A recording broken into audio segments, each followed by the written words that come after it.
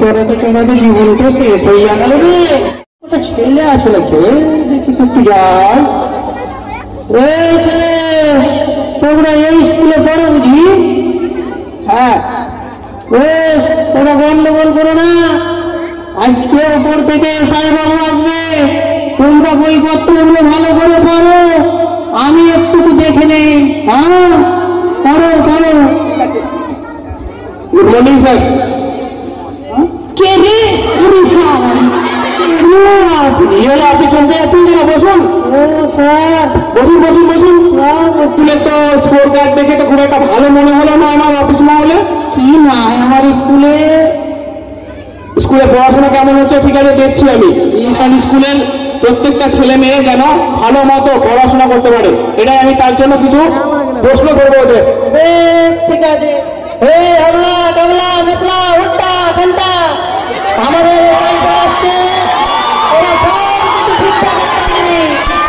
বুঝতেই পারছি, যদি ভুল বলেছি তো তোদেরকে আমি ধোলাই দিব, বাথরুমে ঘুরবি দিব। আপনি বসুন এখানে। স্যার আপনি ঘুরলাম দেখতে, আপনি বসুন। আপনার ঠিক আছে। আচ্ছা, তোমাদের স্যার কেমন পড়ায়? ভালো পড়ায়, ভালো পড়ায়। আচ্ছা বলো তো, একটা প্রশ্ন করি, ছোট প্রশ্ন, তোমরা তো বাচ্চা, বলো তো যে বিদ্যুৎ কে আবিষ্কার করেছে? আচ্ছা আচ্ছা দাদা তুমি বলো, রমজান বলো। স্যার বিদ্যুৎ ওই পরে হাবুল আবিষ্কার করেছে। আমার ছাত্র সব জানে বলেছিলাম, ঠিকই বলেছে। ওই পাড়ায় হাবড়ার বাবা তো বলছিল বর্তমান বিদ্যুৎ তো তিনিই তো ব্যবস্থা করেছে, তারই তো ছেলের নাম বিদ্যুৎ।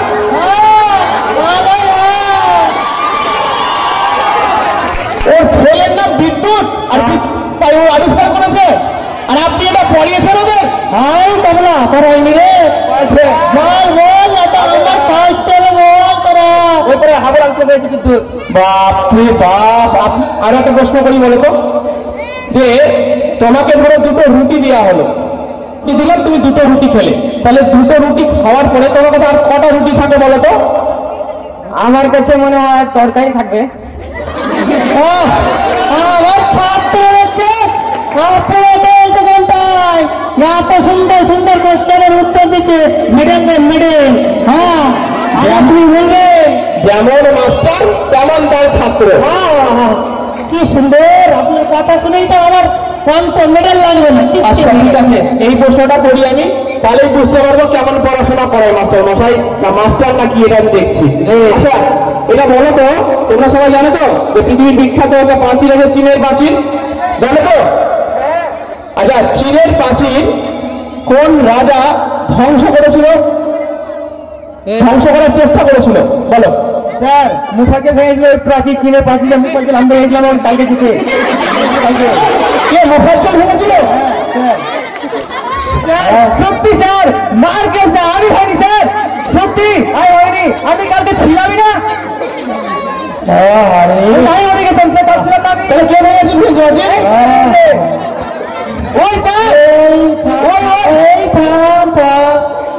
ঠিকই বলেছে, চীনের প্রাচীর, চীনের প্রাচীর ওই তো ভেঙেছে, ওর বাবা তৈরি করেছে, ওর বাবা ভেঙেছে, ওটা ওর দোষ কিসে? বাবা মাস্টার কি অসাধারণ আপনার পাণ্ডিত্য, চীনের প্রাচীর ধ্বংস করেছে। আচ্ছা আপনি বলুন তো চীনের প্রাচীরকে ধ্বংস করেছে? চীনের প্রাচীর আমার ভালো। আচ্ছা আপনি কি পয়সা দিয়ে চাকরি করছেন না কি ব্যাপার, না আপনি মাস্টার না বলুন তো? আজকে আমি কবিতা চিঠিয়ে আপনি আপনার নামে কমপ্লেন করছেন।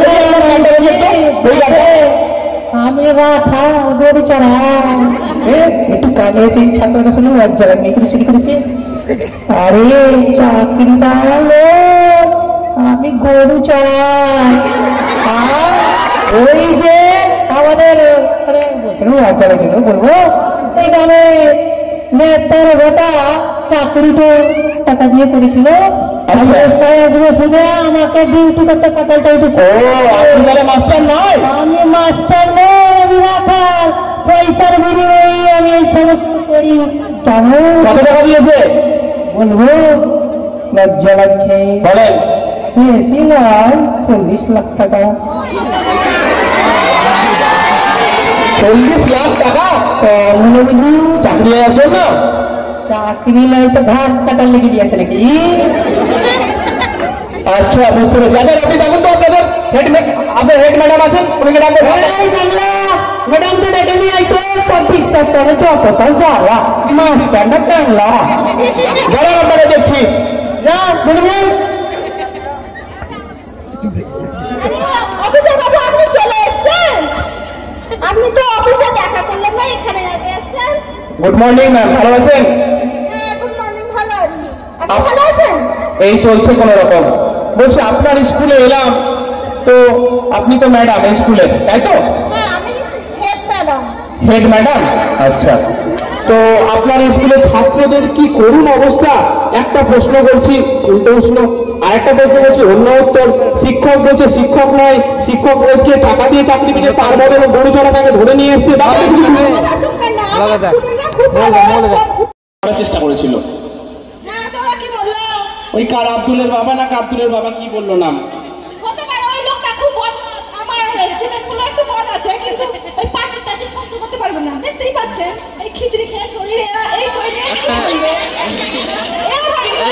আব্দুলি হয়ে গেছে। ওই লোকটা ভালো না, ওই রকমই করে বেড়ায়। তাই মাস্টারও ভাঙালি পারেন না। এই মাস্টার তুমি হয়ে গেছো?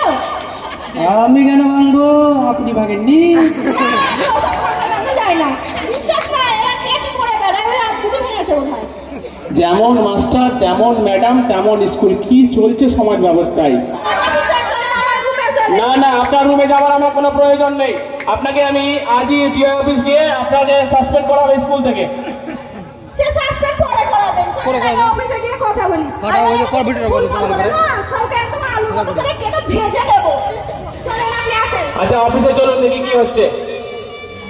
আচ্ছা ওরা কি ব্যাপার, সরকার টাকা দিচ্ছেন নাকি? সরকার আর কত টাকা দেয় বলেন? যেটুকু দেয় ওই খিচড়ি রাখতেই চলে যায়। খিচুড়ির জন্য তো আলাদা সরকারি স্কিম আছে। ওই সব স্কিম বুঝি না, রান্না বুঝি ওই আলু চাল ডাল যা দেয় ওই রান্না বান্না হয়, ওই খাওয়ানো হয় ওই সব। আপনাদের স্কুলে ছেলে মেয়েদের একটু যোগ বিয়োগ ভাগ গুণ কিছু শেখায়নি? ওদের একটা প্রশ্ন করলাম, আচ্ছা বলো তো তোমার কাছে যদি দুটো রুটি থাকে তাহলে তুমি যদি রুটি খেয়ে নাও তাহলে আর কটা থাকে? উত্তর বলছে তরকারি থাকে। হ্যাঁ তো ভুল কথাই বলেছে। তরকারি এমনই যদি ভালো রান্না হয়, বেশি করে যদি তরকারি বাচ্চাকে দেওয়া হয়, রুটি যদি খেয়ে নেয় তো তরকারি তো পড়ে থাকবে। এটা একটা ভুল কথা। আপনি আবার কে সব বলেন? ঠিকই তো বলেছেন। না না, কোনো মতে ঠিক বলেনি। দুটো রুটি যদি থাকে, দুটো রুটি খেয়ে দুয়ে দুয়ে শূন্য হয়। কি রকম শেখাচ্ছেন আপনি? আপনি কিরকম অফিসার? শূন্য করে থাকবে, থালার মধ্যে তো তরকারি পড়েই থাকবে, আপনি বুঝতে পারছেন না? আবার একটা প্রশ্ন করলাম যে বিদ্যুৎ কে আবিষ্কার করে, কার না কার নাম করে দিচ্ছে। কি কি পড়াচ্ছেন আপনারা বলুন তো স্কুলে? কোন বিদ্যুতের কথা শোনাচ্ছিলেন? ওই পাড়ার ওই বিদ্যুতের আব্দুলের বেড়ার কথা। বিদ্যুৎ মানে হচ্ছে ইলেকট্রিক। নামটা শুনেছেন কোনোদিন? ইলেকট্রিক ইলেকট্রিক কি? এই ইলেকট্রিক আলো জ্বলে, সুইচ টিপলে আলো জ্বলে, আপনার বাড়িতে জ্বলে না, মোটর টিপলে লাইন জ্বলে, ওটাকে ইলেকট্রিক বলে। ছোট তো লাইন।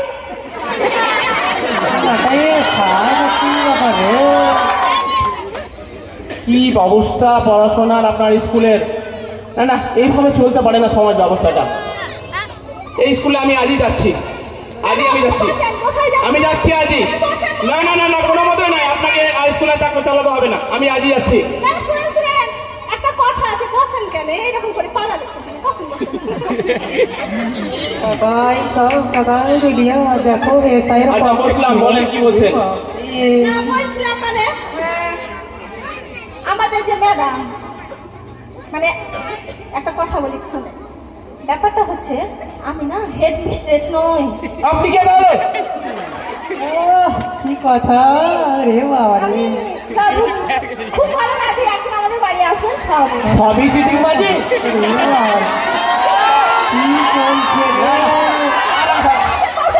কি চলছে রে বাবা রে? না না, এটা হতে পারে না। মাস্টার মাস্টার নয়, ম্যাডাম ম্যাডাম নয়, স্কুল চলছে না, কি চলছে এটা?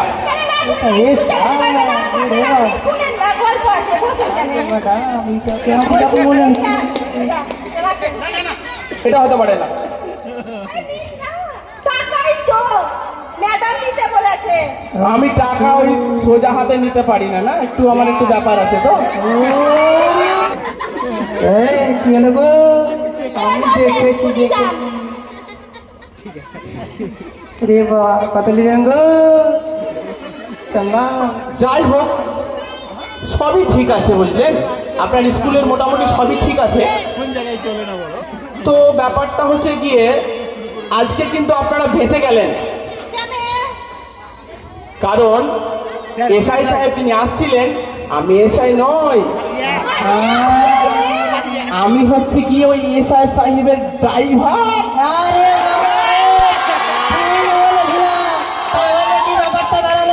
আপনি ড্রাইভার, আমি রাখাল, ইরা ধরি, তিনজনাই মিলে হবে ভাগ বাটোয়ারা। একটু দেখাও দিদি,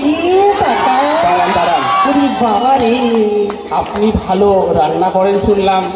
আপনি একদিন আসবেন, আমি ম্যাডামের বাড়িতে রাঁধি। একদিন আমাকে নিমন্ত্রণ করে বিরিয়ানিটা খাওয়াবেন? আচ্ছা ঠিক আছে, খাওয়াবো। আচ্ছা, এই কথাটা যেন বাইরে না আসে। ম্যাডামের বাপ না না বড় নেতা কিনা, ওই জন্য বিটিকে চাকরি না না, কিন্তু আপনাদের কপাল ভালো, ওই এসআই সাহেব আজকে নাই, নতুন বিয়ে হয়েছে তো বউকে নিয়ে ওই হানিমুনে গেছে। কপাল আমাদের ভালো, আপনারও তো ভালো।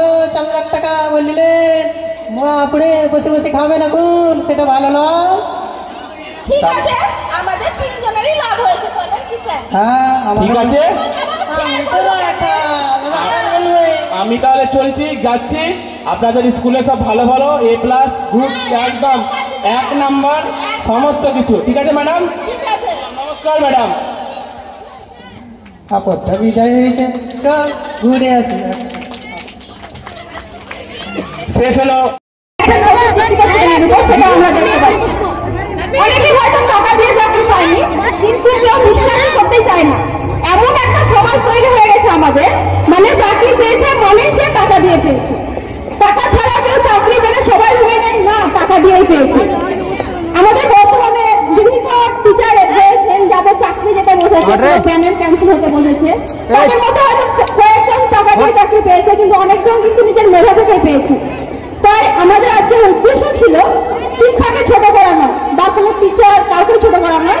আমাদের শিক্ষা আজকে মজাকের একটা পার্টে পরিণত হয়েছে, মিমের একটা পার্টে পরিণত হয়েছে। সেখানে আমরা একটা ব্যানার উপায়ে তুলে ধরার চেষ্টা করলাম।